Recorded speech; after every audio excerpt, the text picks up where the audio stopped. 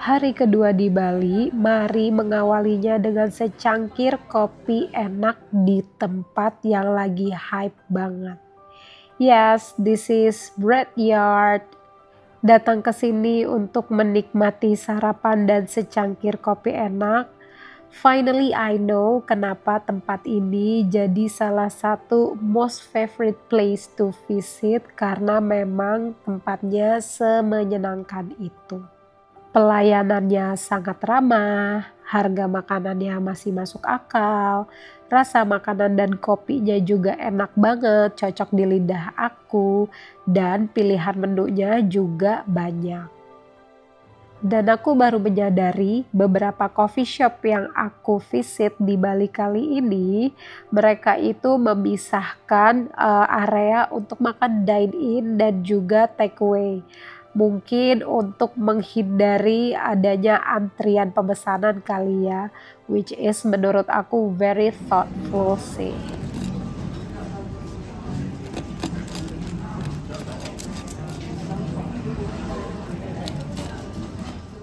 Hari ini sarapannya harus heavy karena kita mau melakukan perjalanan ke Ubud. Aku bahkan ngebekel soft giant cookies pistasionya Bread Yard. Karena perjalanan ke Ubud lumayan ya, ditempuh sekitar 2 jam lebih. Kenapa mau ke Ubud? Karena setiap kali aku ke Bali pasti mampirin ke Ubud untuk menikmati Jalan Gotama. Kalau dulu sih belum ada ya Jalan Gotama. Atau mungkin udah ada tapi belum terkenal sekarang. Well ya, this is the time for coming back there.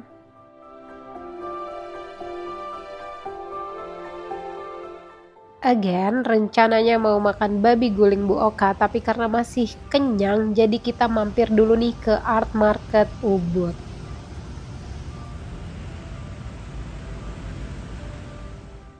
Buat yang hobi berbelanja, udah pasti akan kalap banget kalau dibawa ke sini ya, dengan berbagai barang-barang yang tampak cantik dan sebagian besar etnik.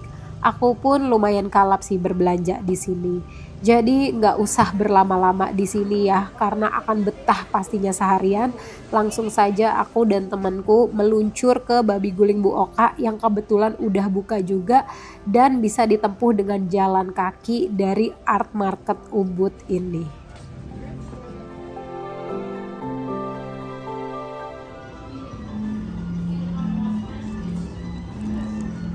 Aku memang selalu kalau ke Bali itu nggak mungkin nggak kalap babi guling. Menurut aku dimanapun babi guling tuh enak. Pamalen, Bu Oka, Dobil, semuanya enak. Dan harganya itu masih sangat masuk akal. Entah kenapa kalau di Jakarta kok yang perbabi-babian ini harganya lumayan tinggi. Jadi while di Bali, marilah kita menikmati. Dan setelahnya aku dan temanku jalan kaki menuju Milk and Madu yang memang gak jauh dari Bu Oka untuk menikmati ice americano dan cemilan karena kita lagi booking nih, kita mau pijat di Sangtu. Dari Milk and Madu Ubud menuju Sangtu Resort and Spa itu sekitar 25 menit. Aku nggak akan matiin suaranya, kalian harus dengar kenapa sih kita pilih pijat di sini.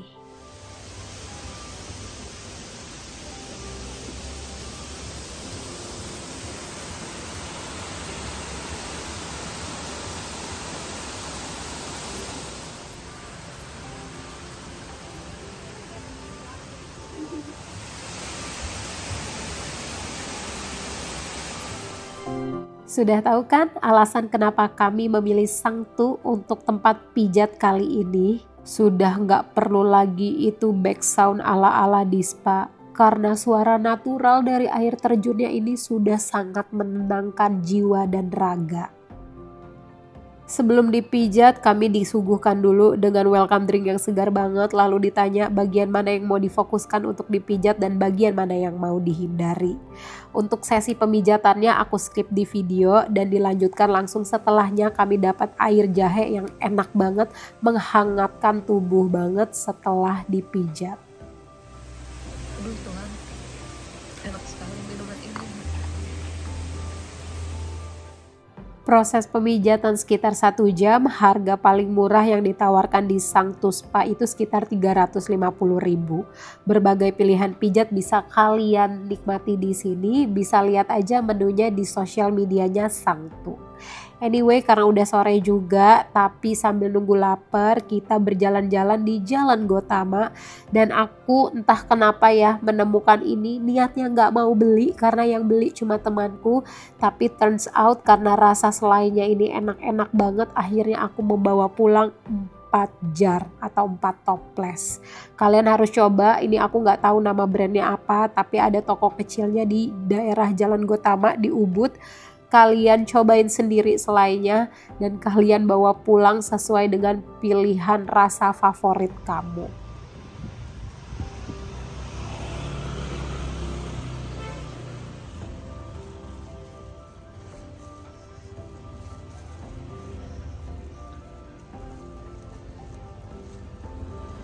I was really enjoyed berjalan-jalan di Jalan Gotama, dan aku visit Balinya itu di bulan Oktober 2025, jadi lumayan lagi low season.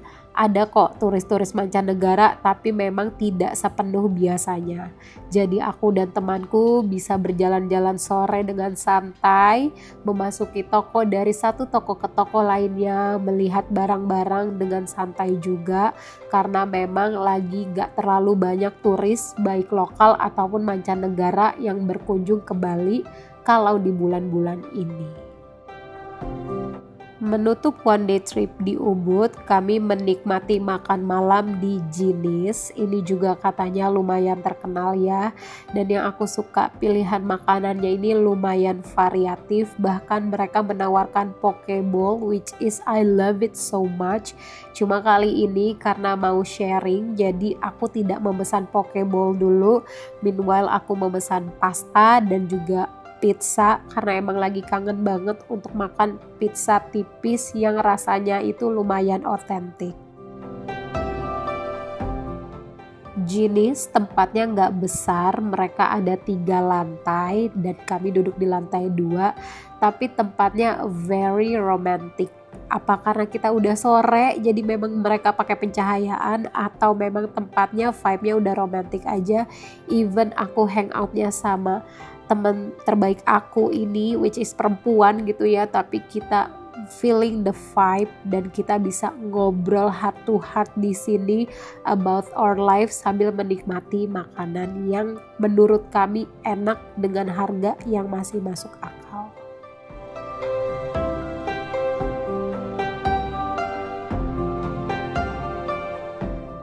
So that's all the second days di Bali. Sampai hotel masih memesan chai latte dari Kin. Meskipun rasanya agak kurang cocok di lidah, tapi lumayan hangat untuk menutup hari kedua di Bali.